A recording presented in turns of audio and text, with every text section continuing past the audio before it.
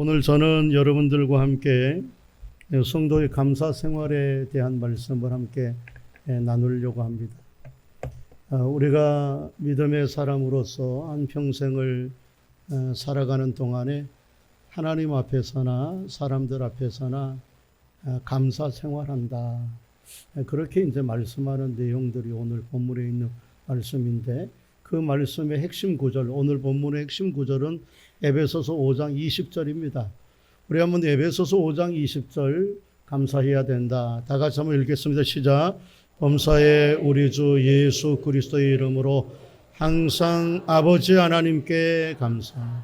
한마디로 말하면 범사에 항상 감사. 한번 따라해. 범사에 항상 감사하라. 지금 이제 오늘 이 본문에 있는 말씀은 사도 바울이 죽음을 앞두고 있는 한 1년 6개월 전에 사도 바울이 순교를 당하거든요. 어떤 순교를 당하느냐 하면은 교수형에 처해지지 아니하고 목마 이렇게 하는 게 아니라 살아있는 사람의 목을 자르는 참수형을 당합니다. 그렇게 참수형을 당하기 1년 6개월 전에 어두운 로마 감옥에서 에베소 교인들한테 쓴 옥중서신입니다. 사도 바울은 복음을 전하다가 예루살렘으로 마지막 3차 전도 여행을 마치고 올라갑니다. 근데 올라가자마자 예루살렘 사람들이, 유대인들이 사도 바울을 영모죄로 엮어서 로마에 가서 이제 재판을 받아서 감옥에 들어가 순교의 사형 언도를 받습니다. 그러니까 이때는 사도 바울이 순교당하기 1년 6개월 전이었기 때문에 자기가 죽는다는 것, 그것도 그냥 죽는 것이 아니라 참수형을 당한다 라고 하는 엄청난 고통 속에 있으면서도 죽어도 잊을 수 없는 자기의 자식들. 여러분, 우리도 때때로 죽음을 생각을 아마 할 겁니다. 저도 가끔씩 죽음을 생각합니다. 죽음을 생각할 때 가장 가슴에 맺히는 것 중에 하나는 사랑하는 내 자식들, 사랑하는 내 남편, 아내를 더 이상 보지 못하고 저들이 내가 죽는 것으로 인하여서 한없이 가슴 아플 것을 생각하면 그게 가슴 아파요. 사도 바울이 자기의 참수를 당하는 그 순간에도 영적인 아들들이라고 얘기할 수 있는 에베소 교인들을 잊을 수가 없어서 자기의 죽음에 앞서서 뭐라고 얘기하느냐 하면 너희 잘 살아라, 잘 살아라, 그 얘기가 아니라 감사하라, 그런 이제 얘기를 합니다. 사도 바울은 로마의 감옥에 총 5년 동안 감옥 생활을 합니다. 근데 그 5년 동안의 감옥살이가 연속적으로 쫙 5년을 하는 것이 아니라 1차 투옥 생활을 한 다음에 잠깐 이렇게 이제 놓여져요. 그러다가 두 번째 투옥 생활을 하는데, 첫 번째 투옥 생활은 2년 동안 가택연금을 당합니다. 그리고 나머지 풀려졌다가 또 잡혀요.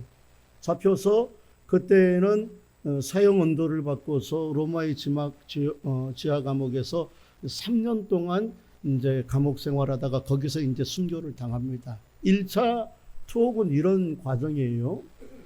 3차 전도여행을 마치고 예루살렘으로 오니까 유대인들이 아예 작정을 했습니다. 내가 사도 바울을 죽이지 않고서는 잠도 안 자고 먹지도 않겠다라고 해서 사도 바울이 오니까 딱 걸어서 로마의 역적이다, 예수라고 하는 왕을 자기네들이 섬기려고 하고 우리의 황제인 가이사 황제에 대해서 왕이 따로 있다라고 얘기하는 거, 그거 반역죄다라고 하는 것을 엮어가지고 예루살렘에서 로마에 보냅니다. 그때 우리가 잘 알고 있는 사도 바울 일행과 사도 바울과 다른 죄수들 한 278명 정도를 이렇게 포송줄로 묶어가지고 백부장 율리오라고 하는 사람에 의해서 지중해 배를 타고 가다가 우리가 잘 알고 있는 태풍 유라굴라라고 하는 것을 만나서 파선하기 직전에 한 섬에 도달하게 되잖아요. 그 섬을 성경은 멜리데라고 말하고 그 멜리데는 지금의 몰타라고 하는 거예요. 멜리테입니다. 그것을 몰타라고 하는 지역에 모였다가 다시 로마에 호송을 합니다. 그 1차 이제 투옥 생활이 시작이 되는 거예요. 근데 그렇게 1차 로마에 잡혀서 투옥 생활을 하는데 아직 미결수입니다. 그래서 그 재판이 몇 년 동안 밀리냐면 1차, 2차, 3차 재판을 하면서 2년 동안 밀리는 동안에 이 사람의 죄는 아직 따져볼 만한 것이 있으니까 감옥에다 쳐넣기 전에 무장한 로마 군병에 의해서 한 집에 가택연금을 시키고 못 빠져나오게 해요. 그게 이제 1차 투옥 생활 2년입니다. 그러다가 로마 황제 가이사가 재판을 해보니까 이 친구는 반역을 하려고 한 것이 아니라 내가 가만히 살펴보니까 유대인들이 이 사람을 억울하게 누명을 시켜서 죽이려고 하는구나 라고 해서 무죄를 선포합니다. 그 무죄가 된 다음에 그가 잠시 자유예요. 그러니까 사도 바울이 예루살렘으로 올라와야 되는데 올라오지 아니하고 옳다커니 나는 로마에 가서 복음을 전하기 원했는데 이참에 내가 로마에서 복음을 전하겠다라고 로마에서 복음을 전하다가 야 로마에서 복음을 전하는 것보다 좀 멀리 가자. 서바나 지역으로 가자. 서바나는 지금의 스페인입니다. 스페인까지 가서 복음을 전하다가 다시 로마로 와요. 근데 그 로마로 올 때 어떤 사건이 터지냐. 공교롭게 로마의 대화재 사건. 사이코 황제 네로 황제가 자기 시상을 불질러서 불을 봐야지 내가 시가 떠오르겠다. 그래서 로마에 화재를 냈는데 생각 이상으로 대화재 사건으로 로마가 다 시내가 타니까 로마의 황제 가이사가 황제 네로 황제가 자기가 불을 지펴놓고 누군가 희생양 한 명을 찾는데 때마침 사도 바울이 온 거예요. 그러니까 사도 바울을 로마의 대화재 사건의 원인자라고 해가지고 로마의 지하 감옥에 갇혀서 이제 순교를 당하는데 그게 3년 동안입니다. 오늘 본문에 있는 말씀은 그렇게 지하 감옥에 자기가 순교 당할 줄 알면서 이 에베소 교인들을 향하여서 이제 감사하라 그런 말을 합니다. 범사에 항상 감사. 여러분 우리가 꼭 예수 믿는 사람이 아니라도 사람들과 삶을 사면서 내 인생을 살면서 감사하는 것은 참 아름다운 것이고 옳은 겁니다. 우리의 형편이 좀 힘들고 어려워도 원망할 만한 일들이 있고 참 불평할 만한 일들이 왜 없겠습니까? 많은. 그래도 그 원망하고 불평한 일들 속에서도 하나님을 생각하면서 감사하는 것은 참 좋은 거예요. 이게 얼마나 좋은지 우리도 금방 느끼는데 사람을 만나도 웬만하면 감사하고 막 즐겁고 감사하는 사람을 만나면요. 괜히 우리도 감사해지고 행복해집니다. 감사하는 사람을 만나면 맨날 말하는 게 감사하는 사람을 만나면 그 사람한테 뭘 얻어먹지도 않았는데 뭔가 뿌듯하고 배부르고 뭔가 용기가 생겨요. 그것을 보면은 감사 생활하는 건 참 옳은 길입니다. 여러분 그러나 감사가 그렇게 좋다는 거 알지만 오늘 사도 바울이 예수님의 말씀을 우리한테 대신 전하는 오늘 이 말씀은 좋은 줄 알지만 우리에게 부담스럽고 좀 신경이 쓰입니다. 왜냐하면은 우리한테 그냥 감사하라고 얘기하는 것이 아니라 웬만하면 감사하라고 얘기하는 것이 아니라 너무 감사하라고 하는 말이 우리가 할 수 없도록 너무 강조를 해요. 뭐라고 얘기해요? 범사에 항상 감사. 그 범사라고 하는 말부터가 아주 신경이 쓰입니다. 이런 우리가 범사라고 하는 말도 신경이 쓰이고 그 다음에 항상 왜냐하면 우리가 그렇게 못하거든요. 할 수 없는 사람이거든요. 여러분 범사가 뭡니까? 범사. 모든 일 좋든지 슬픈 일이든지 고통, 그리고 어떤 상황이 내게 있어도 감사. 여러분, 이거 어려운 거예요. 항상이 뭡니까? 어느 때든지. 때, 시간. 한마디로 말하면 무조건 감사하라는 거. 여러분, 이건 너무 우리한테 힘듭니다. 그러니까 이게 말이 쉽지, 범사에 항상 감사하라라고 하는 이 말이 부담스러워요. 특별히 이제 저처럼 강단에서 말씀을 전해야 되고 가르쳐야 되는 목회자한테는 이거 정말 너무너무 힘들고 부담스럽습니다. 왜냐하면 나도 못하는데 그걸 전해야 될 수밖에 없는 입장이 있습니다. 물론 저도 감사하려고 일을 씁니다. 그래서 어렵고 힘든 일 만나도 그래도 하나님 감사합니다. 하나님 감사해요. 자꾸 불평이 나오려고 그러면 불평하는 마음을 안 하고 감사합니다. 감사합니다. 이렇게 저도 노력합니다. 그러나 범사에 항상 나도 감사를 못하는데 성도들을 향하여서 항상 범사에 감사하라라고 말하는 이 입장이 굉장히 부담스럽습니다. 왜냐하면 여러분들 속에, 마음속에 지도 못하면서 자기도 못하면서 그렇게 말할 수 있는 충분한 이유가 되기 때문입니다. 여러분, 남의 말 하기는 쉽습니다. 남한테 말해주는 것은 쉽습니다. 그러나 그게 내 일이면, 내게 하는 말이면 쉽지가 않아요. 성도 여러분, 범사에 감사하십시오. 성도 여러분, 항상 감사. 내 일이 아닌 양, 남의 일처럼 여러분의 일인 양, 그렇게 말하는 건 쉬워요. 그런데 이 말은 내게 해야 될 내 말이기 때문에 그건 상황이 다릅니다. 예를 들면 이렇습니다.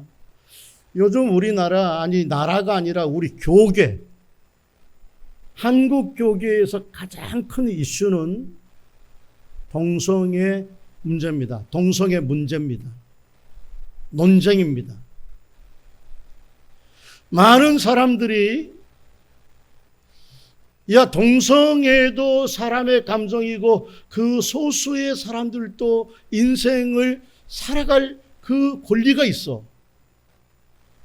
동성애 그 소수의 사람들의 권리를 인정해 줘야 돼. 이런 말들이 많이 가는데 더 심각한 것은 뭐냐면은 시간이 갈수록 그렇게 찬성하는 사람들이 많아져요. 맨 처음에 동성애가 나왔을 때 사람들이 막 그렇게 안 했습니다. 사람들, 우리 예수 믿는 사람들뿐만 아니라 안 믿는 사람들도 말도 안 되는 소리. 무슨 동성애야. 그렇게 말하던 사람이 지금 한 10여 년 동성애 이야기가 끌고 오니까 갈수록 이제 찬성하는 사람들이 많아져서 예수 믿는 사람들 가운데서, 목회자들 가운데서도 동성애 그거는 사람의 감정이니까 우리가 그걸 인정해 줘야 돼. 이런 이야기들이 많아집니다.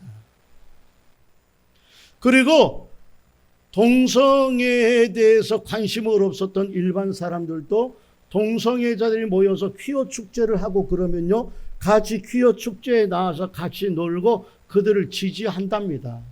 저는 이게 문제예요. 제가 그런 사람들한테 이렇게 말하고 싶어요.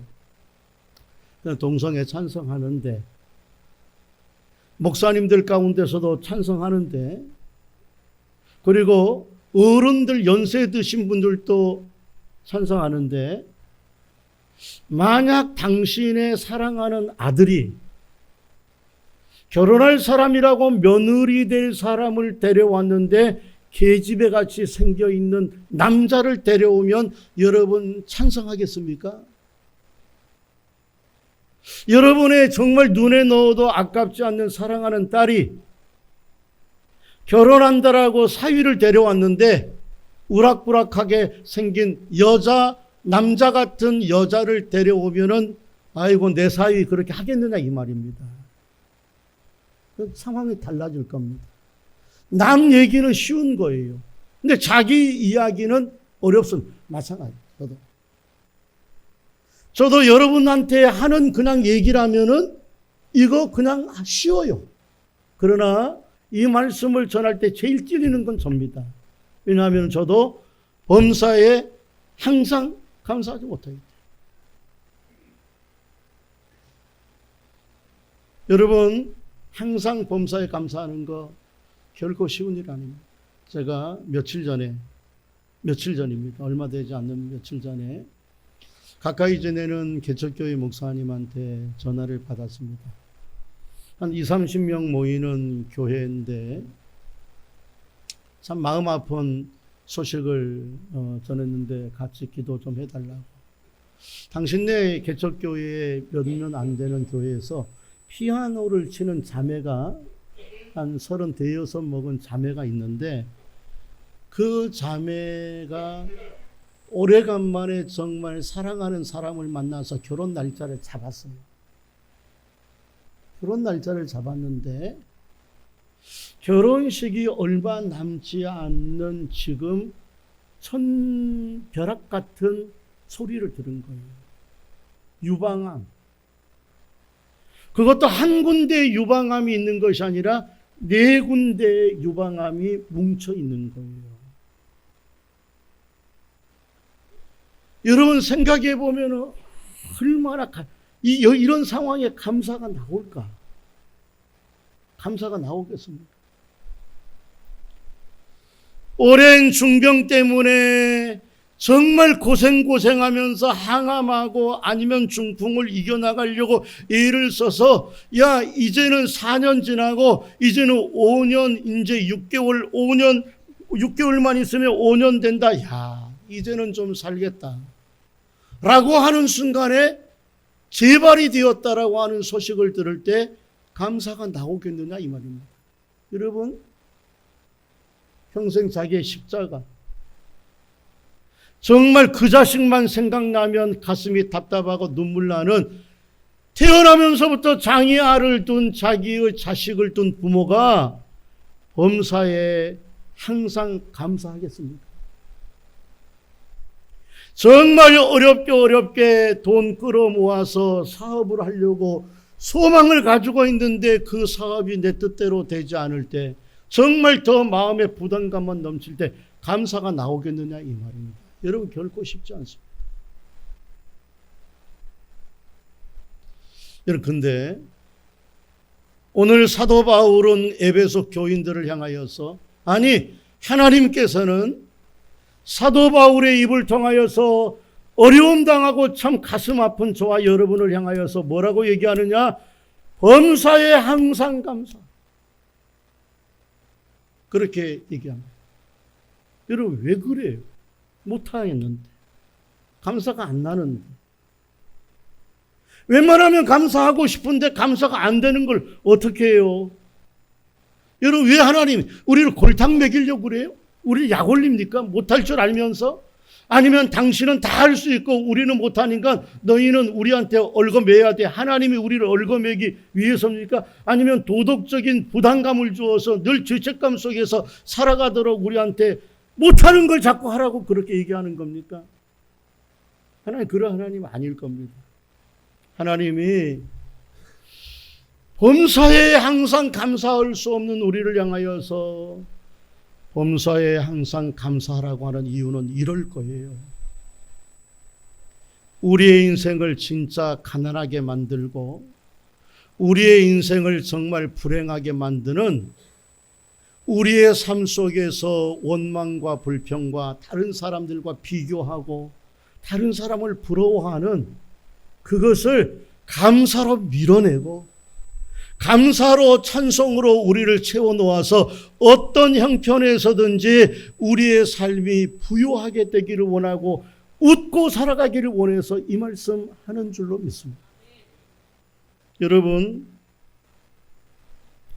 우리를 정말 가난하게 만드는 것이 뭘까요?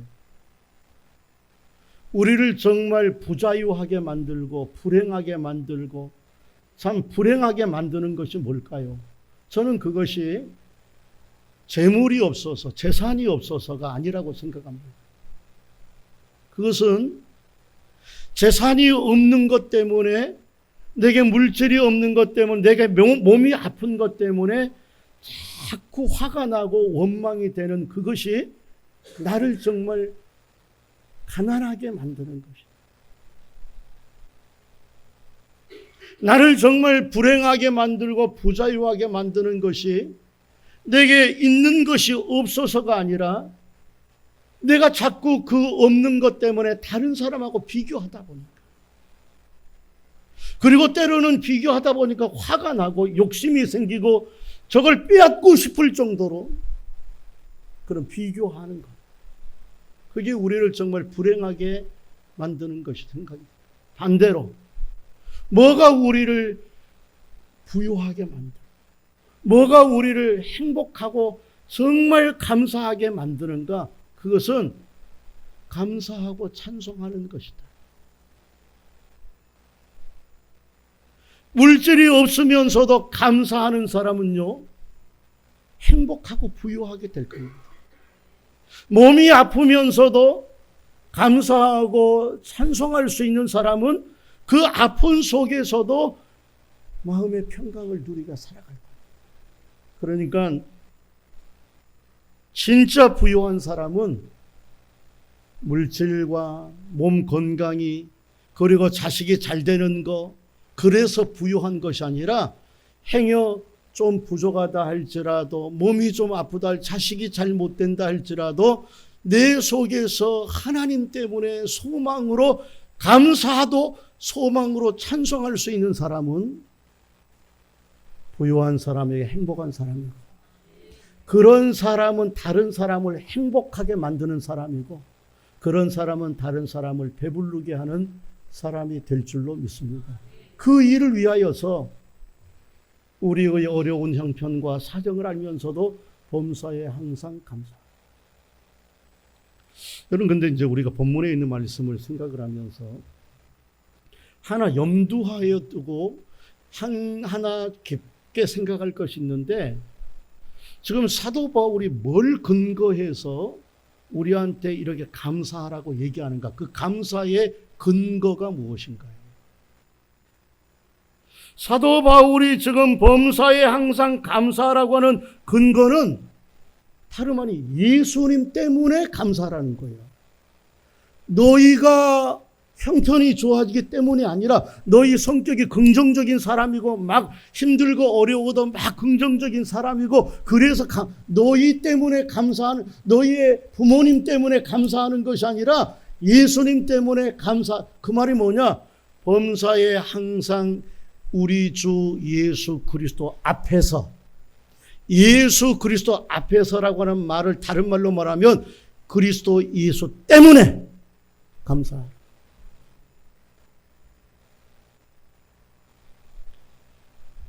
여러분, 우리 때문에 범사에 감사 못합니다.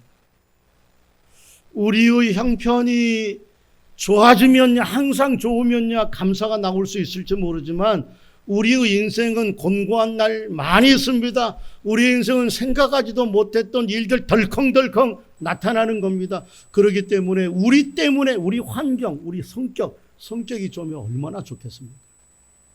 여러분, 성격 좋아도요, 그렇게 완벽하게 좋은 사람이 없는 거예요. 근데 우리의 그런 근거가 우리 때문에 감사하는 것이 아니라 예수님 때문에, 하나님 아버지 때문에 하나님 앞에 감사하라. 그 말을 합니다. 예수님이 뭐길래? 그래, 예수님이 누구길래? 그 예수 때문에 감사라고 얘기합니까? 예수님이 누구예요? 예수님이 우리를 사랑하시는 하나님의 아들이기 때문에 우리를 미워 안 하시고 책망 안 하시고 우리를 사랑하셔서 당신의 몸을 줄 만큼 우리를 사랑하는 사랑의 주님이기 때문에 그 주님 때문에 감사합니다. 그 주님이 누구십니까? 예수님이 누굽니까? 예수님은 전능하셔서 우리의 문제를 당신이 원하시면 해결할 수 있는 전능하신 하나님의 아들이기 때문에 그분 때문에 감사하는 것이고, 하나님이 예수님이 누굽니까? 우리를 사랑하여서 합력하여 선을 바꾸어 뒤집어 놓으셔서 우리의 인생을 일으키실 하나님의 아들이기 때문에 감사하라고 하는 것이고, 예수님이 누굽니까? 우리의 눈물을 닦아주시는, 그래서 눈물병에 당신의 성도의 눈물을 담아서 그 눈물을 없애주려고 하시는 그 예수님 때문에 감사하고, 그 예수님 때문이라면 감사할 수 있다, 그 얘기를 합니다. 예수님 때문에. 그러니까 문제는 뭐냐면은 그 예수님을 보느냐 못 보느냐. 그 예수님을 보기만 한다면, 볼 수만 있다면 우리는 범사에 감사할 수 있어요, 사실. 왜? 그분이 역사해 주실 내 사랑하는 주님이고, 당신의 팔로 우리를 바꾸어 놓으실 역사의 하나님이기 때문에. 그러니까 볼 수가 있으면 범사에 감사하고, 범사에 감사하면은 정말 부유하고 행복한 인생을 살아가는 겁니다. 그런 의미의 사랑하는 성도 여러분, 오늘 이 아침에 저와 여러분이 그 전능하신 예수님, 우리를 사랑하시는 예수님 합력하여 선을 이루시고 역전시켜서 우리를 사슴의 그 꼭대기로 우리의 발을 올리실 그 주님을 볼 수 있기를 주님의 이름으로 축원합니다. 근데 여기서 본다라고 하는 거 우리 눈을, 육신의 눈으로 본다는 것이 아니라 영의 눈으로 보는 겁니다. 쉽게 말하면 마음의 눈으로 보는데, 성령께서 우리의 마음에 믿어지게 하고, 성령께서 믿어지게 하여서 남들은 보지 못하는 그 하나님이 지금 살아서 역사하고 계시고, 우리의 생명과 사와 우리의 화복을 주님이 섭리 가운데 주장하는 것을 보게 하시는 성령의 영적인 눈, 마음의 눈. 마음의 눈으로 예수님을 보는 것, 마음의 눈으로 예수님을 믿는 것, 그것을 영접한다라고 성경은 얘기합니다. 그래서 요한복음 3장 3절에 보면 예수께서 이르시되 진실로 진실로 내가 너희에게 이르 누구든지 거듭나지 아니하면 하나님의 나라를 볼 수 없느니라. 우리 한번 볼까요? 요한복음 3장 3절 다 같이 한번 읽겠습니다. 시작. 예수께서 대답하여 이르시되 진실로 진실로 네게 이르노니 사람이 거듭나지 아니하면 하나님의 나라를 볼 수. 그러니까 마음의 눈이 열려서 하나님을 볼 수 있는 걸 거듭나는 것이다. 믿는 것을 거듭나는 것이다. 그럼 거듭나지 아니하면 하나님의 나라를 볼 수 없다는 말을 뒤집어서 말하면, 거듭나면, 예수님을 믿으면, 마음의 눈으로 예수님이 있다는 것을 보면은 우리는 예수님을 볼 수 있는 것이다, 그 얘기를 합니다. 마음으로 보는 겁니다. 마음으로, 믿음으로 보는 겁니다. 그래서 예수님이 마태복음 5장 8장 8복에 관해서 마음이 청결한 자는 복이 있나니, 뭐가 청결한 자요? 마음이 청결한 자는 복이 있나니 저희가 하나님을 볼 것이요. 마음으로 본다는 거예요. 마음으로 본다는 거예요.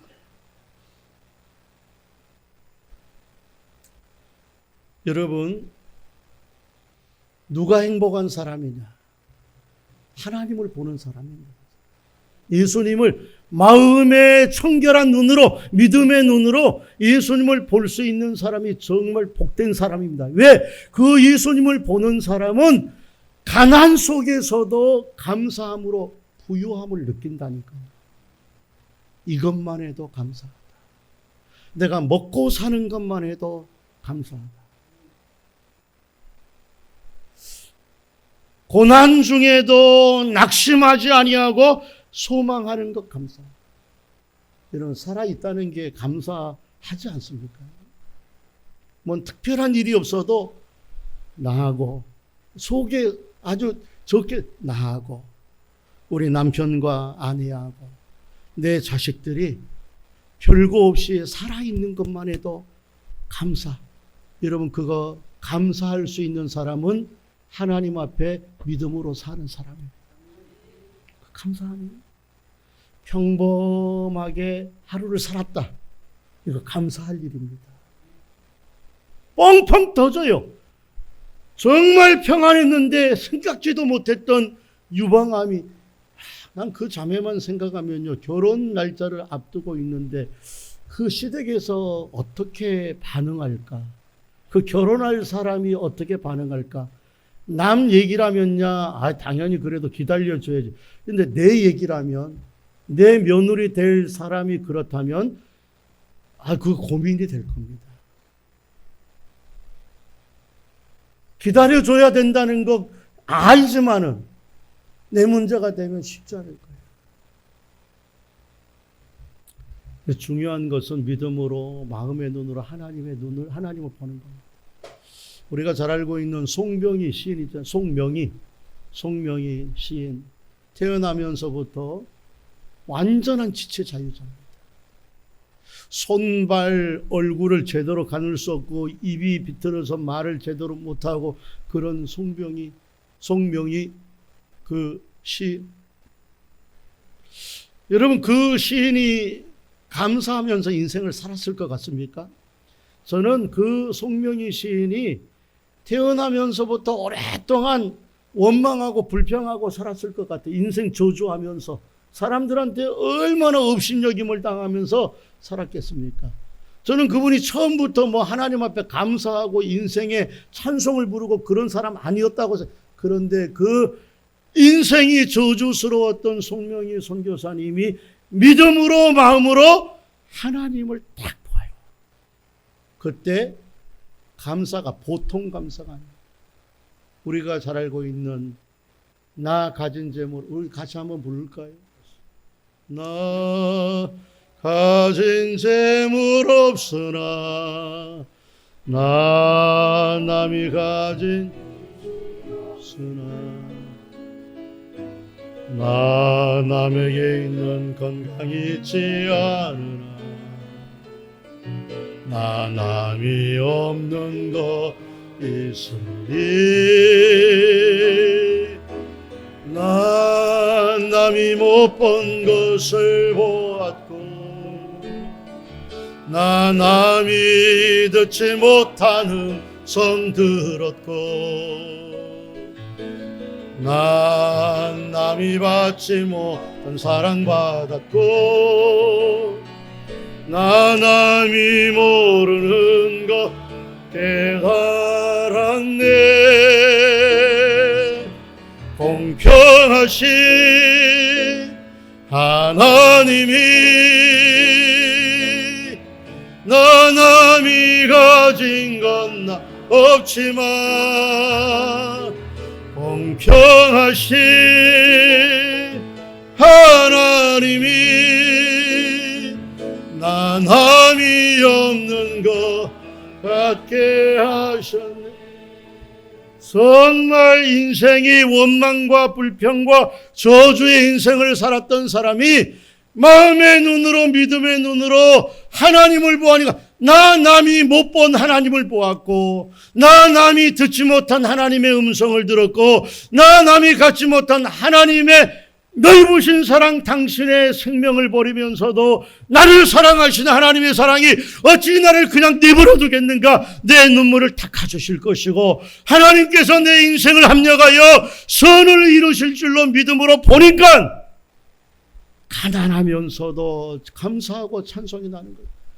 몸이 아프면서도 감사. 그러니까 진짜 부유한 사람은 돈이 많은 사람이, 건강이 많은 사람이, 내 자식들이 많은 사람이, 그게 복 있고 넉넉한 사람이 아니라 감사가 충만한 사람이 부유한 사람이고 감사가 충만한 사람이 행복한 사람인 줄로 믿습니다. 그런 행복자가 되면은요, 가난하면서도 가난하다라고 원망하지 않는 거예요. 없으면서도 늘 부유하게 찬송하며 감사하게 살아요. 저는 오늘 마지막 말씀을 맺으면서 내 자신, 제 자신, 그리고 여러분 자신의 신앙을 한번 점검해 보고 싶다, 그런 생각합니다. 여러분, 우리가 정말 예수님을 믿는 사람일까요? 우리가 정말 예수님을 보는 사람일까?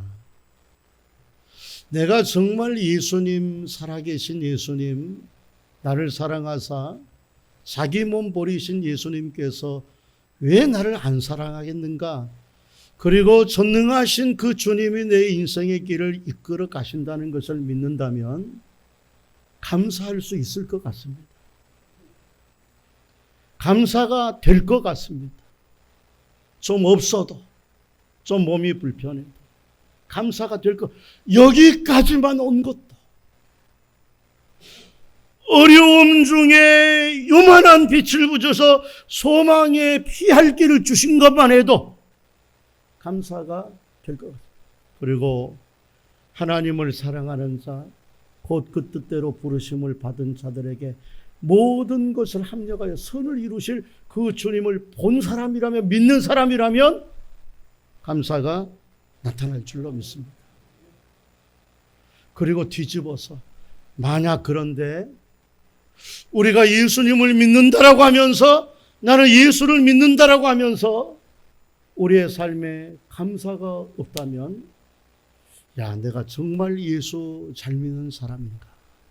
내가 예수님을 보면서 살아가는 사람인가? 한번 점검해 볼 필요성이 있겠다.